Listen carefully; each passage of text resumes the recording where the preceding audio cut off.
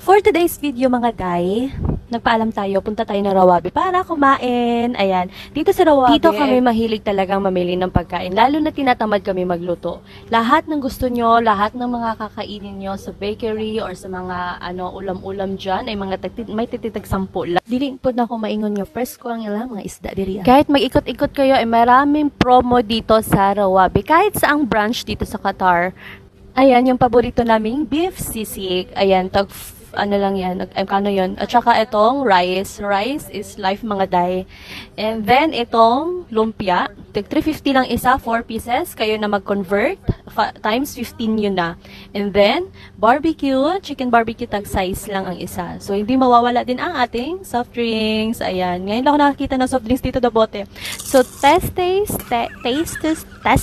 Ay, basta lumpia lang may kayo.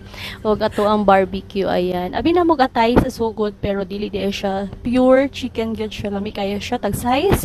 Medyo mahal lang siya no kay tag isa. Sa tuwa sa Pinas is isa, mga nana, siguro, G's, 20, ganun. Pero size siya, times na to siya 15. Uy, nini aki. Saan siya? Airplane, aeroplano, ay, sabah. Ipa talaga nabusog. May panghimagas pa. Ayan. Maulang mga day. Bye-bye.